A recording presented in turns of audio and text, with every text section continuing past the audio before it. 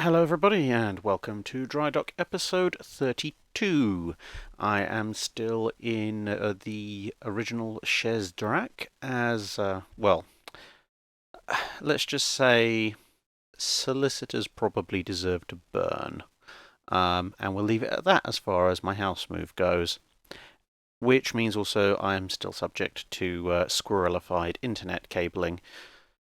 So let's see if this even uploads in time for you to all see it on Sunday. Who knows? The fates may be kind. Anyway, on with the questions. One outstanding question I thought I should quickly pick up from the video on the Battle of Samar. I call it the Battle of Samar, and as many people pointed out, a lot of accounts call it the Battle off Samar. Very slight difference, but it seems important to people. So let's address why I refer to it that way. As I covered in the video itself, the encounter is generally seen as one of several actions that form the larger Battle of Leyte Gulf. However, I tend to disagree with this assessment. I mean, yes, I know that it's called the Battle of Leyte Gulf because all the battles were part of one Japanese operation, again, as we covered in the video. However, the Japanese did split their fleet into multiple distinct units, which were all engaged at separate times and separate locations. So, if you are going to group them all together, my personal feeling is that it's probably more accurate to have it maybe call it like the Leyte Gulf campaign or something, kind of like how the Guadalcanal campaign is referred to by that title. You see, by saying sort of action off or battle off, as opposed to battle of, to me that kind of diminishes it. It's kind of saying, well, yeah, this is just a small part, sort of a sideshow to or a bit part to um, the overall scenario, and really, it's not. It feels to me like almost it's a bit of a slap in the face to the people who fought and died there to diminish what they did.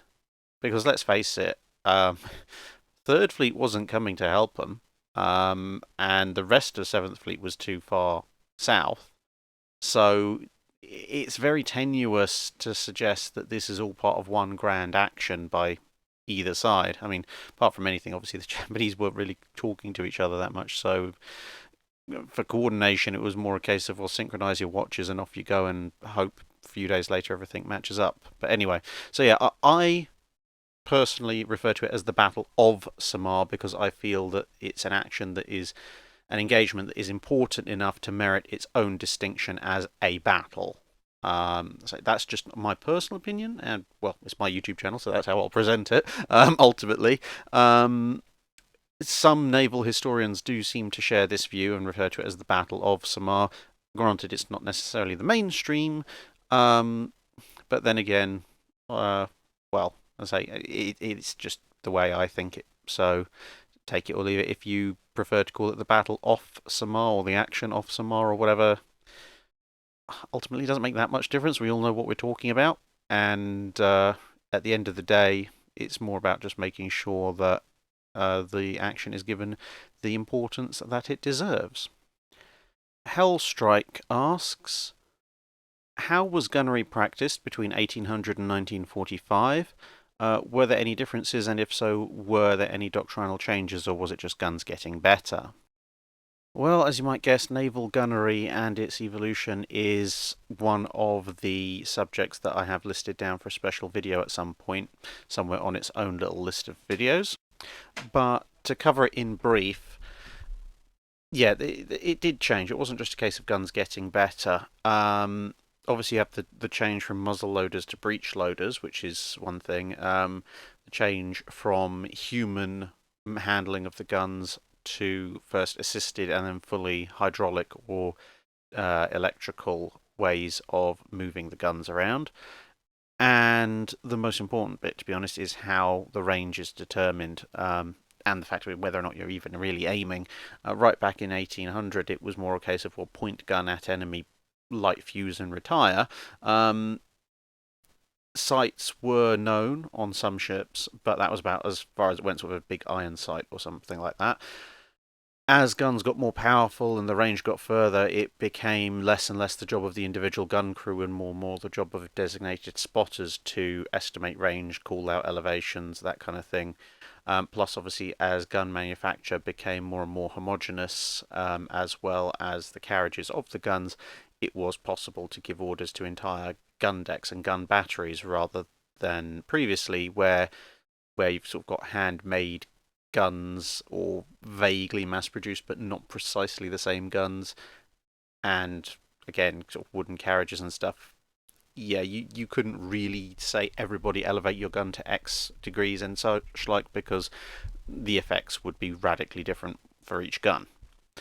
So yeah, improved technology, improved precision manufacturing helped larger batteries of guns be coordinated together. And then, of course, as guns range increased, the spotting officer went from being on the gun deck to being on the main deck to being on the bridge to being on a lookout position, and obviously with more and more complex communications relaying down, then you had things like range finders and sighting hoods and various mechanical assistances. And then, of course, working through into 1945, you had toward that end of that period, you have things like radar and fire control computers. The first ones turn up at the beginning of the 20th century and get more and more complex. So yeah, whereas in 1800 the sort of decision loop between aiming your gun and firing your gun was just the gun captain looking out the porthole and or gun port and going, oh yeah, there's the enemy.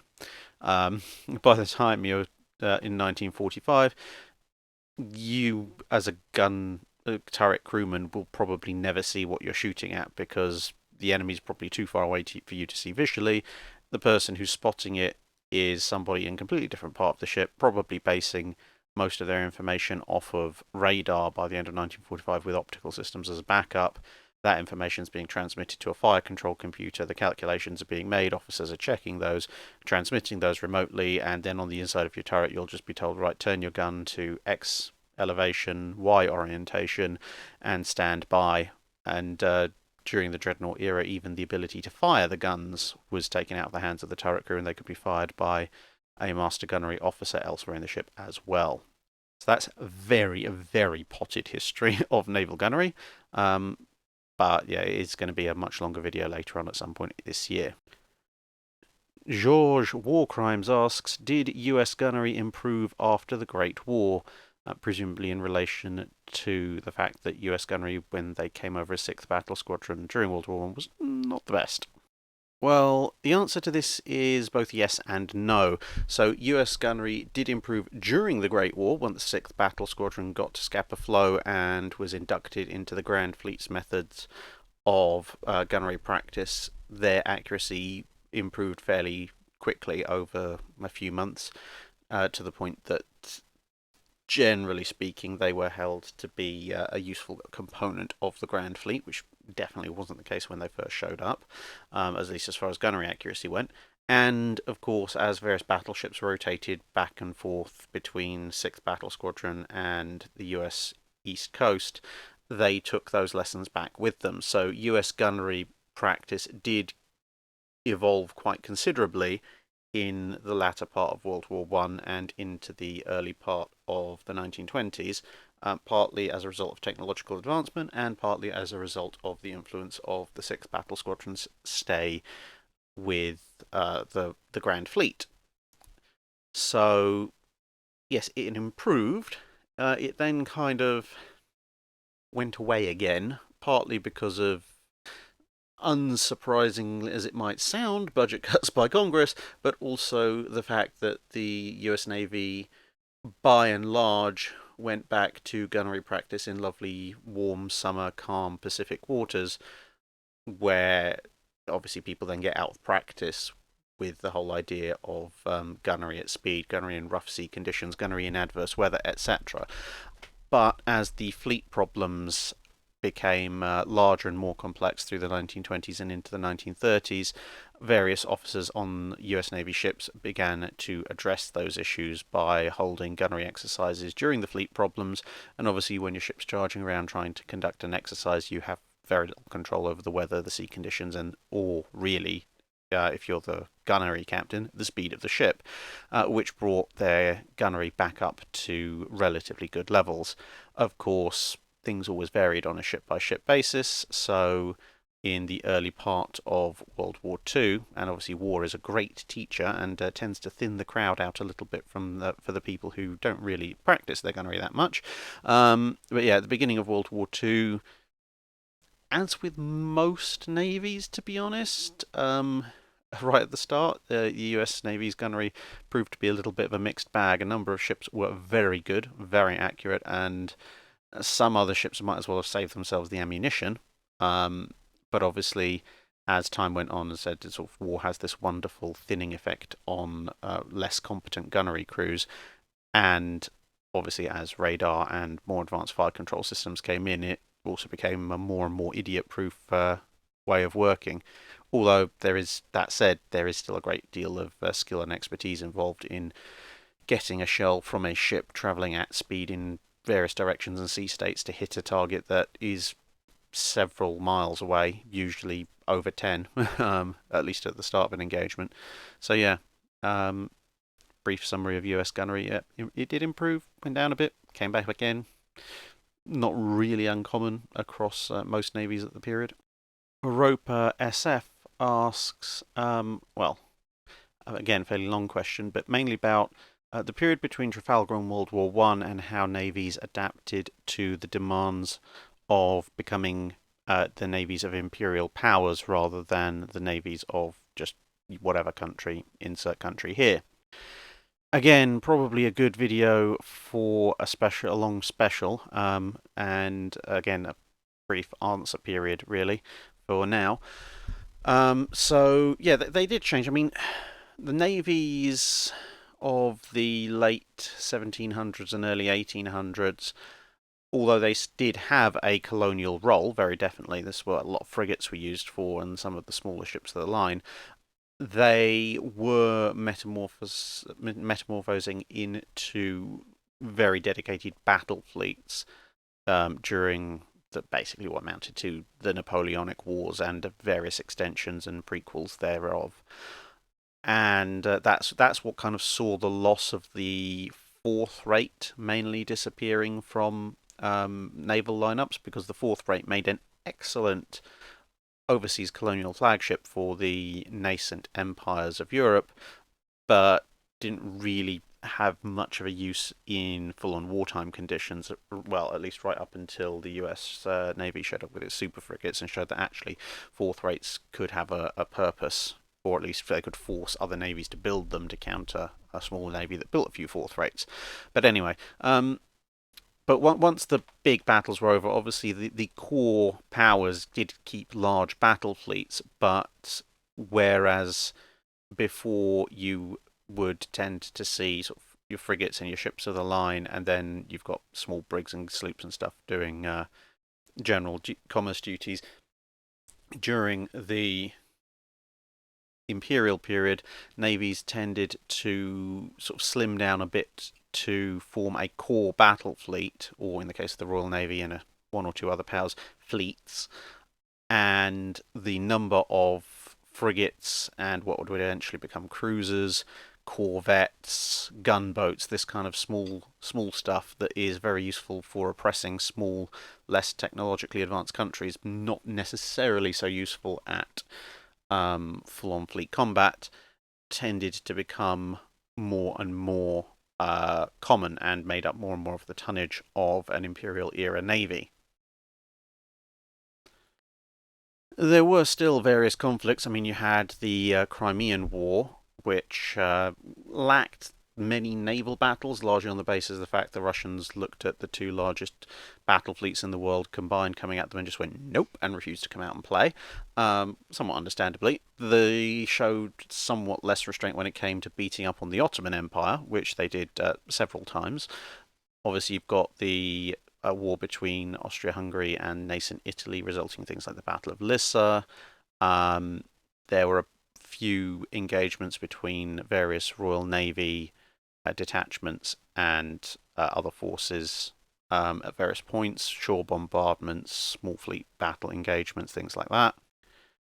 And of course, there were things like the anti-slavery patrols, anti-piracy operations. The sort of the Pax Britannica did allow a lot of these kind of operations to crush what had been industries, if you want to call them that had been going for centuries at that point.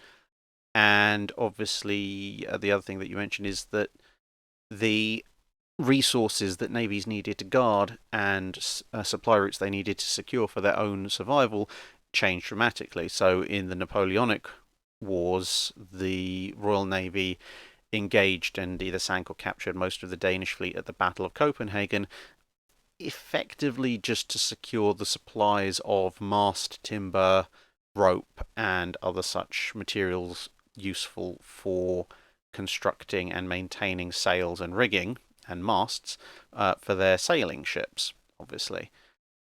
That was less of an issue as the ironclad era came in and you needed more and more explosives, you needed supplies of good quality iron if you didn't have them in your own country, supplies of good quality coal, again, if you didn't have them in your own country, and the ability to take coal overseas and or supply coal from colonies nearer than to your fleet bases than your home country might be, and all sorts of weird and wonderful things like that. So yes, the strategic elements changed, and that's why you see various bases set up across the world. And yeah, so things like Chilean guano. Yeah, it might be bird droppings, but it was very, very useful in the manufacture of high yield explosives. And yes, that was blockaded several times by various powers, with either by or with the consent of the British, who obviously controlled most of the oceans during this period. And that was one of the main drivers behind Germany's development of artificial fertilizers and artificially made explosives during World War One, because the British just went, well, you're not going to have access to all the natural nitrate deposits, which made nitrate-based explosives somewhat difficult to manufacture, unless, of course, you could manufacture them synthetically. Hence, and that's basically what most explosives are made of today, thanks to that particular blockade issue. But yeah, as I say, probably the subject for a much larger video. I hope I've managed to whet your appetite there. Cody85 asks, how would the First World War have gone if the US had come in on the side of the Germans? Also, are you going to be doing any more videos like The Last Ride of the High Seas Fleet? Those are fun. Well, yes, they are fun, and well, I tried to do one for the special video that, if you're listening to this on the day of upload, should have gone up 4 or 5 days earlier. Didn't work out quite as I planned for reasons best explained in that video. But yes, occasionally I will try and do those kind of things. Alternate history, yeah, I could just give you what I think, but I think it's a lot fairer to actually wargame it out and see what happens. But as I've explained in a few other videos, it basically comes down to time and availability for the other people that have to Shanghai into the wargaming. I can't control their lives. They have other things to do. They might want to play a game of Warhammer 40k or Cold Warriors or whatever else they happen to be playing on the day that we go down to the Wargaming Club. So it does take a while to set up, but as and where I can, I will.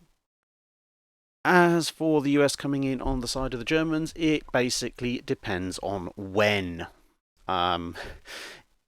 Because the US, as most people probably be aware, was supplying vast amounts of material to the British and the French, and so losing that by well, having the Americans join the other side would pretty much be game over for the Allies. But as I say, it depends on exactly when you're talking about. I mean, if you're talking about the US joining earlier than it historically joined the Western Allies, then yeah, well, the war probably ends in Germany's favour, because they can't. Britain and France won't be able to sustain it for long enough to force Germany into a box. If the Americans come in around about the same time that they came in to the war historically, except just on the other side, then Germany is probably going to be forced still to seek a peace agreement, but it's going to be only probably marginally in the Western Allies' favour, because effectively Germany by 1917 is on the back foot, and they know it, um, and they really need a way out. And if they can get a way out, sort of a way out with minimal honour lost, with the US sort of hanging as a sword of Damocles over the other Allied powers, then they'll take it. If America comes in later, sort of 1918, something like that, to be honest, it's probably not going to make a tremendous difference to the German war effort, because by 1918 Germany is well and truly lost, and if they don't sort something out, they're going to starve to death in vast numbers and or undergo a socialist revolution anyway by the end of 1918. And yeah, as if you look at the history of it, because the American armed forces were so underfunded by Congress, ridiculous as that might sound these days, but they were, they took a while to spool up. So if the US only goes on to a war footing later than it did historically, it's still going to be building up its armies and organising its navy and trying desperately to magic some cruisers up from somewhere at the point when Germany folds through starvation and or revolution. So yeah, could run the gamut of from everything from Germany actually ends up worse off than it did historically to much better off than it did historically, depending on exactly when, as most of these things do. Spooky Shadowhawk asks, why were the shallow draft battle cruisers courageous and glorious, known as curious and outrageous, before being converted into aircraft carriers? Basically because nobody in the Royal Navy actually wanted them, but they were physically large enough and carried battleship caliber guns, so they couldn't just ignore them and hope they went away. They were hilariously bad ships for what they were in their original format. They couldn't really maintain accurate salvo fire. They were hilariously underprotected, and I mean, in their initial forays out into the wider world, they proved to be so lightly built the ocean itself began to tear them apart. So, yeah, they got very scathing nicknames because effectively the Royal Navy had no particular desire to actually have these ships, and they had been kind of foisted on them. Really, what these ships were gigantic high-speed monitors, but nobody seemed prepared to admit that at the time. The Tokin asks, what do you think of the models that Wargaming has made of paper ships or unbuilt ships like Montana, Lion, Izumo, Zhao, Conqueror, and others in World of Warships? Do they have any implausible features that stand out to you? Well, a little bit of a delicate subject, really, in some ways, but no, to be perfectly honest, it's always going to be speculation to a degree. So there are going to be people who love a design or hate a design, and if it doesn't match up to exactly what they think it should have been, then they're going to complain. But at the same time, it really depends on the ship. I'll try and cover a few. Obviously, I don't want to go through every single paper design in World of Warships. We'd be here till the end of next week.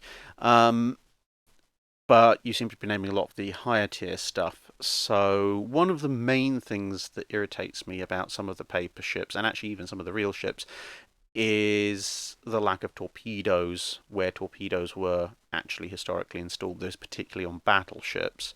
There are a few battleships, say like Mutsu, that are in the game, which do have torpedoes, proving it can be done. It's not impossible. And yet, things like Nelson and Hood don't have their torpedo tubes. So why? That should be fairly easy to patch in. It's not exactly like it's going to be game breaking. The paper ships, well, implausible features. Wargaming have always said that to them game balance is more important than historical accuracy, and obviously as a naval historian you're like, no, stop it. But at the same time, they are a gaming company. Okay, fine, fair enough, whatever.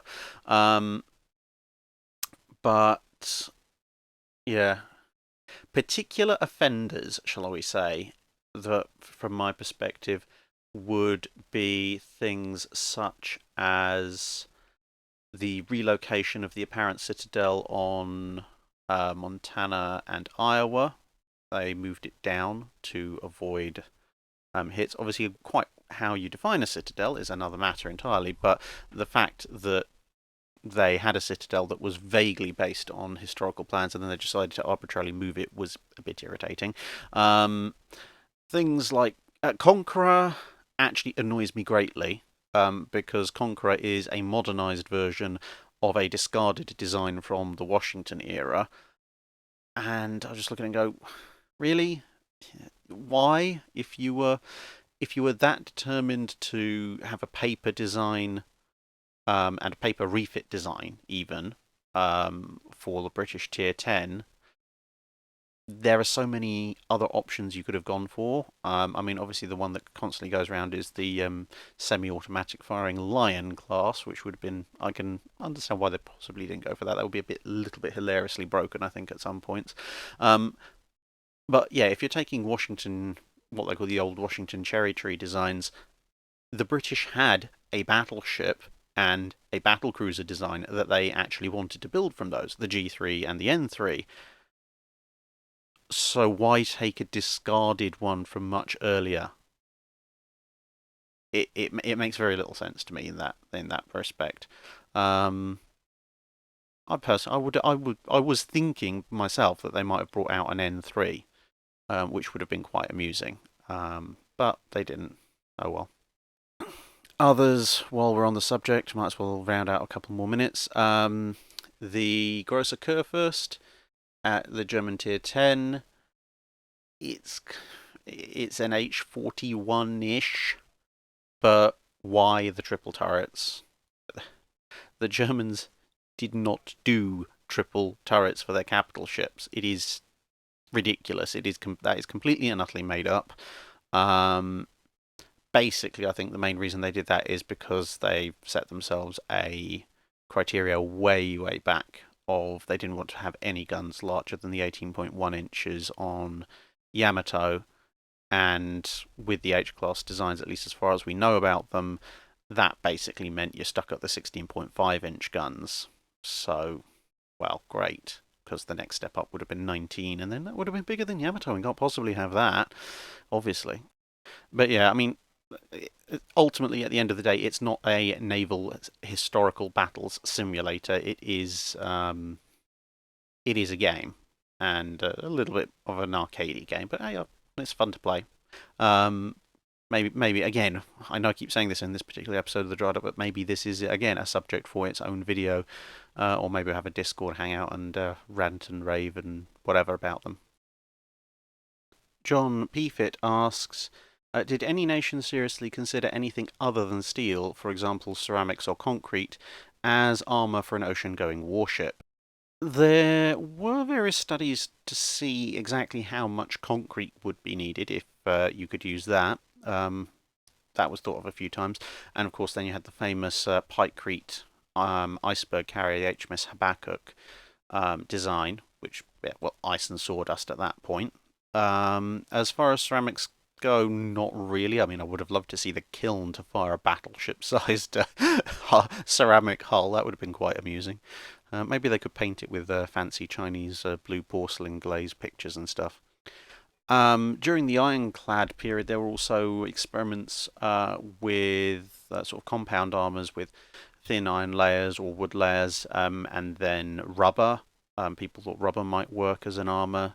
And no, it wasn't a case of trying to literally bounce shells back at people. Rubber is actually pretty good at protecting you against things.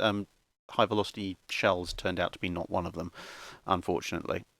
Gladiator Z56 asks, what's your opinion on Japan announcing it will turn the Hyuga class into proper carriers? Well, as I've said before, I steer away from the modern era, basically partly because of just lack of information, because loads of stuff is classified, and also partly to getting involved in politics. In this case, I'm willing to have a small shot at it, largely because, well, it's not exactly a classified bit of information, and I'll keep my answer nice and short and to the point to avoid getting involved in the whole political ramifications of it. But all I can say is they weren't fooling anybody. I mean, just go and take a look at the pictures of the previous generation of their supposed helicopter destroyers, and then these things. as compared to something like a Wasp or Tarawa or an America class a marine vessel from the US Navy. Anyone who was taking even the slightest look could tell these were basically mini carriers in disguise. So when they announced, oh yeah, we want to look at putting F-35s on it, it's like, oh yes, really, and how long ago do you think we all hadn't figured that one out?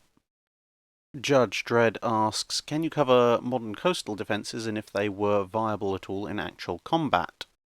Well, actually, now that you mention it, yesterday, as of the time that this dry dock goes available to the general public, I was recording a podcast episode with the wonderful chaps over at Military History Visualized, dash not visualized, on for their channel, discussing this subject in particular. So watch out for that video on their channel, and if you can put up with me wittering on about coastal defences for a considerable amount of time, well, yeah, have a listen. Hopefully that'll answer some of your questions.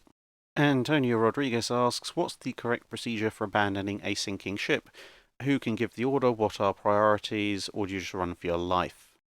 Well, on a naval ship, you very definitely don't just run for it, unless, I don't know, everything's on fire and exploding, at which point that's just general self-interest.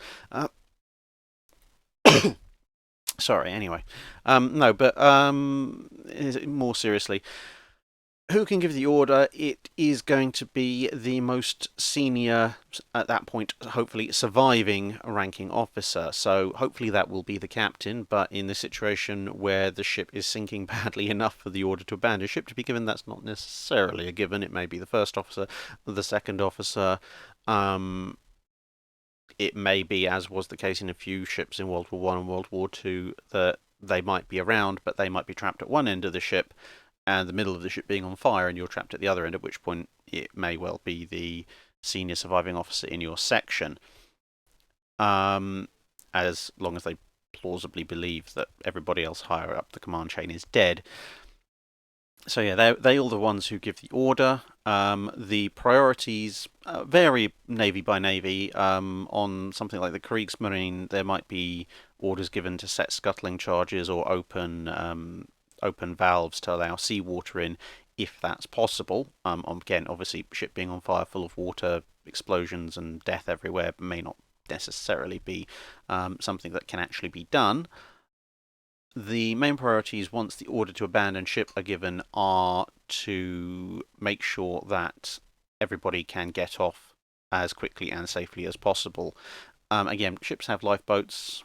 If you're in a situation where the ship's been shot up badly enough to be sinking, it's entirely possible there may not be many intact lifeboats left. In those cases, bizarrely enough, it's actually better to be torpedoed because those kind of explosions don't tend to wreck all your boats quite as much as being shelled to death does. And then, yeah, it's up to the local officers to arrange the orderly evacuation of the ship, because obviously you might have things like spilled burning oil. You don't want to jump into that. The ship might be heeling at an angle. It might still be moving. So obviously, if the order to abandon ship is given, ideally you want to shut the engines down, because getting sucked into the propellers is a really bad way to end your day. You also don't want to jump off the ship only to then be clobbered by the ship as it rolls over onto you. For a capsizing ship, one of the more popular options is to get onto the side that is rolling out of the water and slide down that into the water, and just hope you don't fall through a hole in the hull or something like that. So yeah, priorities in terms of the damage control teams should be an orderly retreat, because the absolute last thing you want to do when you've just ordered everyone to abandon ship is for everyone to just drop everything immediately and head for the top, which then may result in the ship going over before everyone's got a chance to get out. So damage control team's not expected to stick around for that long, but sort of do final shoring up of bulkheads, and if possible try and close some of the major watertight doors on their way out, just to give everyone a fighting chance. Yeah. Obviously, you also want to try and destroy sensitive equipment. So back in the day, that would be burn or shred or chuck overboard with a heavy weight, things like code books and charts and maps and stuff like that. Make sure your colours are still flying, so the ship goes down without surrendering. If you're assuming that you aren't surrendering, obviously. These days it would be things like wipe the hard drives, etc. you don't really want to touch off the magazines because much as that might deny the ship to the enemy, the ocean floor is probably going to do that anyway. So yeah, it's more about the sensitive code books and information and stuff like that. Eric T asks, can we have a video of you singing Anchors Away and other naval songs? I don't think you know what you're asking for there. I believe if you check the Geneva Convention on War Crimes, my singing is probably down there, just a few lines below attempts at mass genocide. Um, Possibly maybe one entry below me attempting to dance. So, yeah.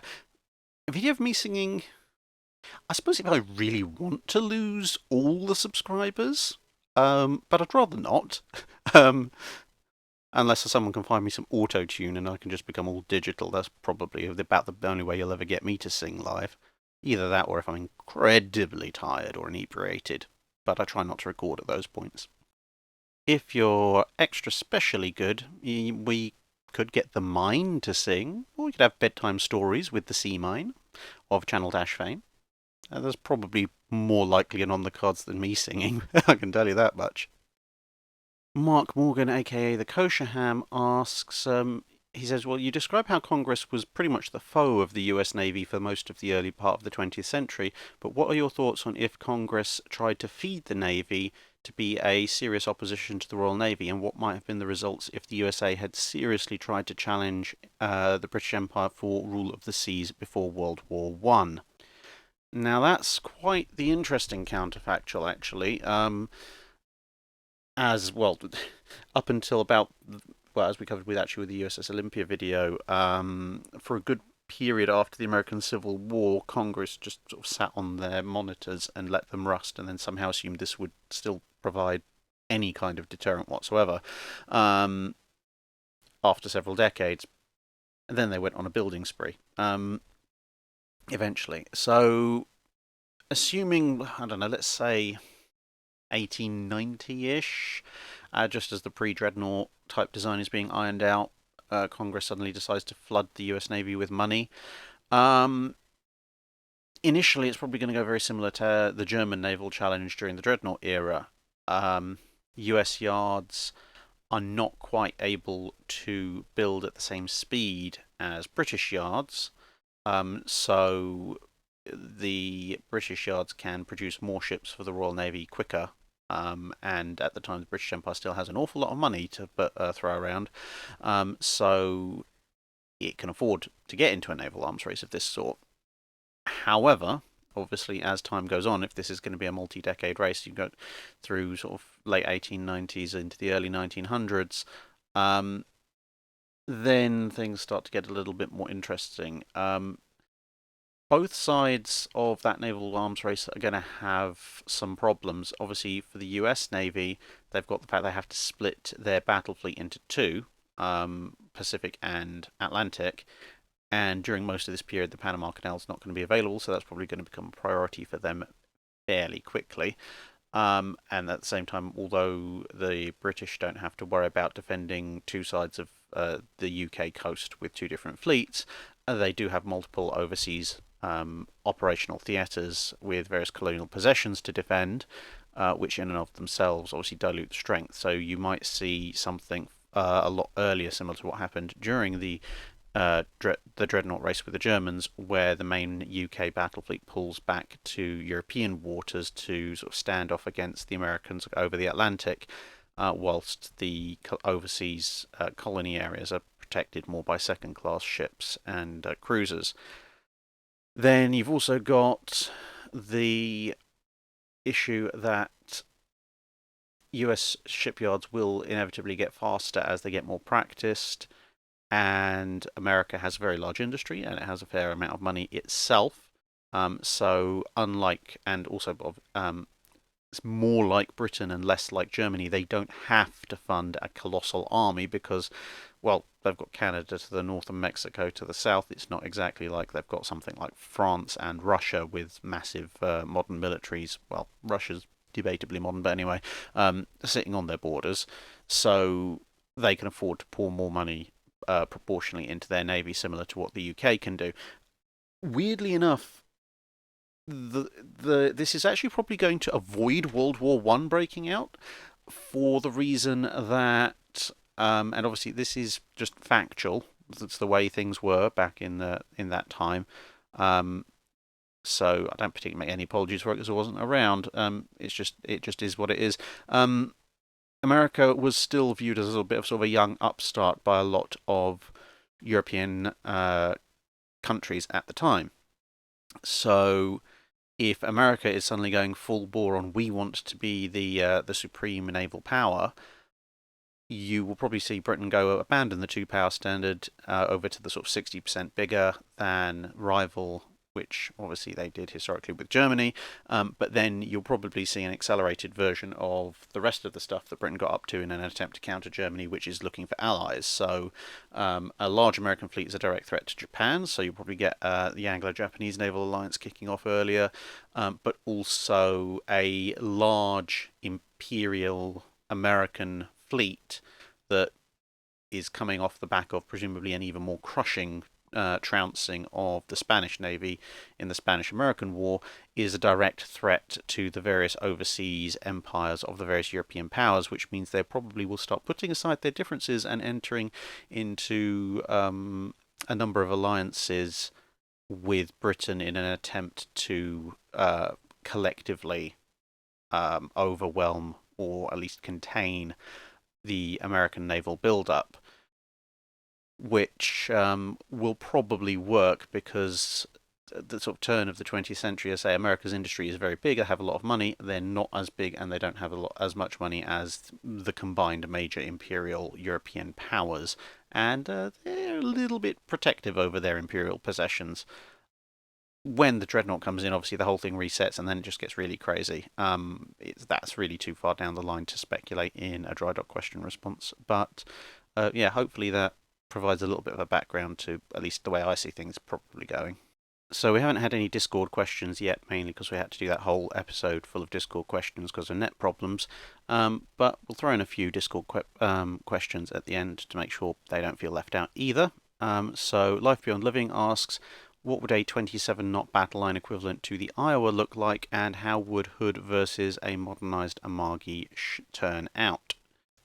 Well, Hood versus modernised Amagi is, well, it's fairly obvious to be honest. Amagi has bigger guns, it has two more of them.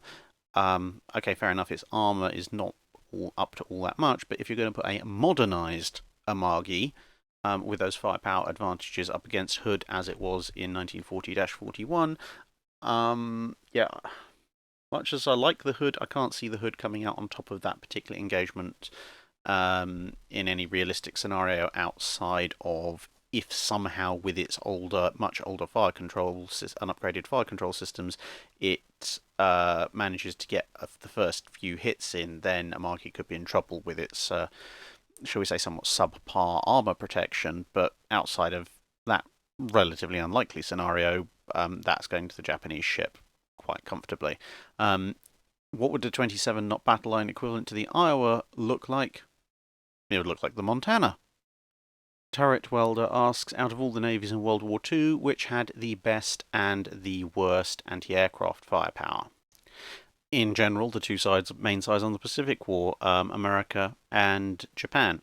The British had a few superior individual anti-aircraft systems, but I don't think anybody can argue with the overall anti-aircraft suite control systems, etc., on American ships being the best of the war.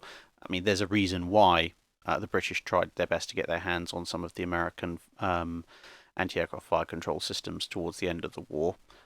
Worst, say, yeah, probably pretty much Japan. I mean, the Germans do have some fairly strong competition for worst possible AA gun of the war with the 37mm versus the Japanese 25. But at least the Germans had somewhat better fire control equipment. The Japanese were making strides towards the end of the war, but a little bit late at that point. Clay Pigeon asks, if for some insane reason America built a single Tillman 4-2 battleship before saner heads prevailed, modernised it, gave it the usual anti-aircraft guns everywhere, refit, radar, etc., and found herself with Taffy 3 in the Battle of Samar, what difference does her presence make? Would she survive against numerically superior force, and if so, how much damage does she take? I don't know what it is with questions about the Battle of Samar. I'm picking Discord questions back from December with Patreon requests from January and February, and YouTube comments from November through to early January, and somehow they're all mentioning the same scenarios in the same weeks as I'm releasing videos on the subject. So, oh well. One of those weird confluences, I guess. Anyway, so modernised 4-2 somehow gets stuck with Taffy 3. Well, that'd be an interesting decision to make. But anyway, massive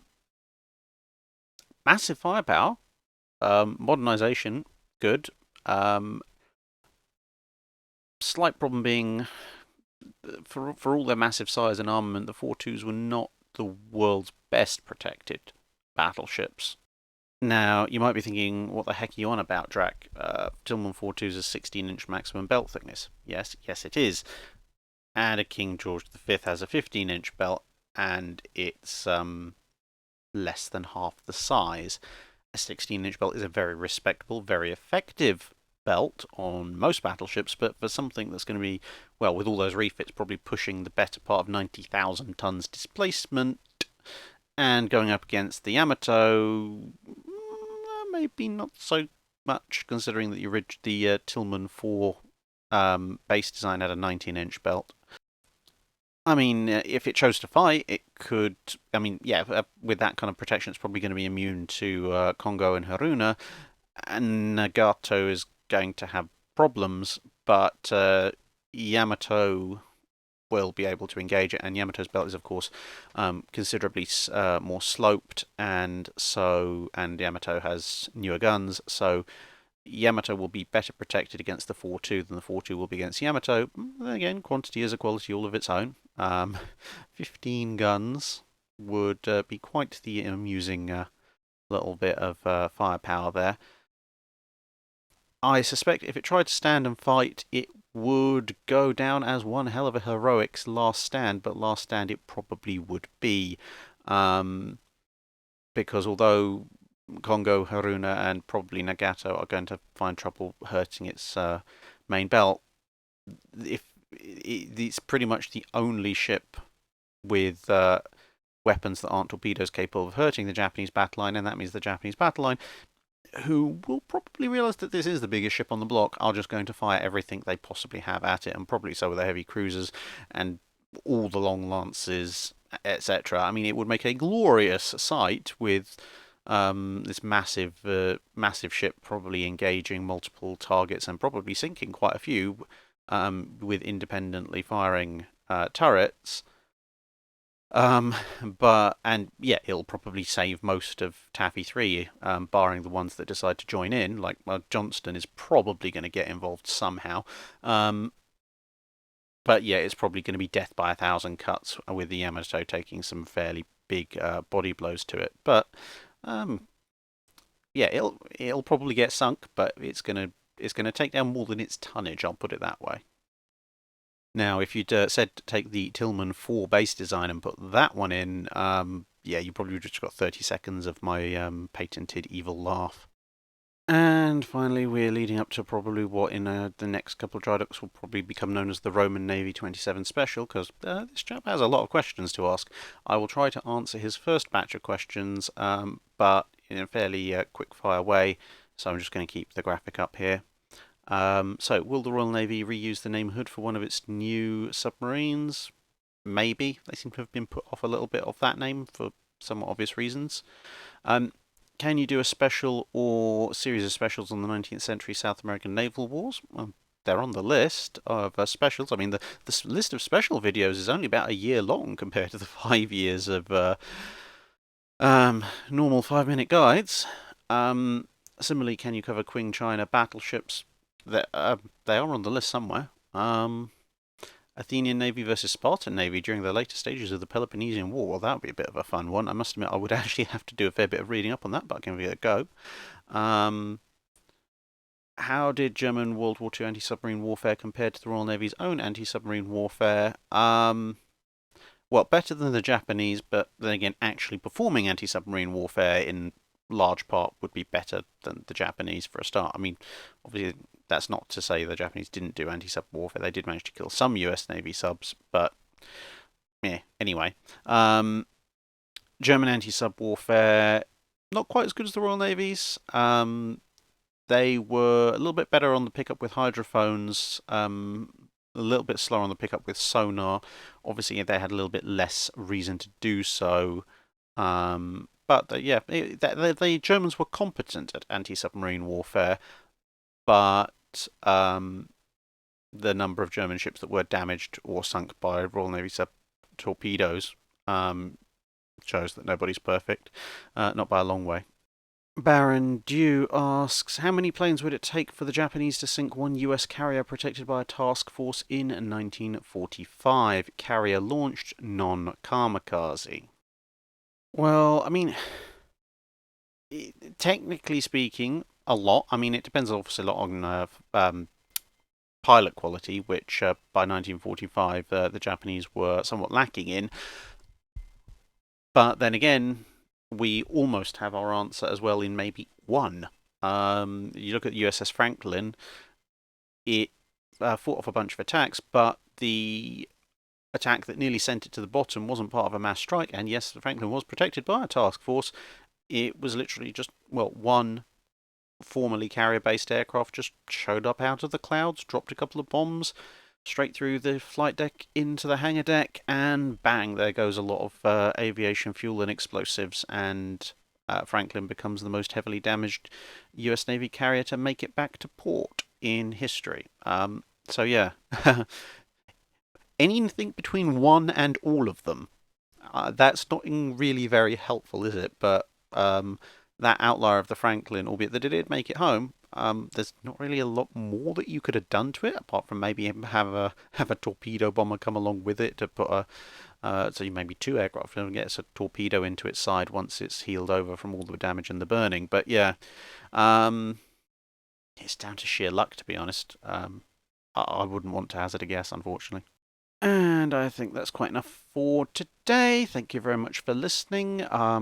Sounds like I managed to pick up about 3 or 4 new special video subjects, and I hope to see you all again in the next Drydock episode. Thank you very much for watching, and see you there, or see you in another video.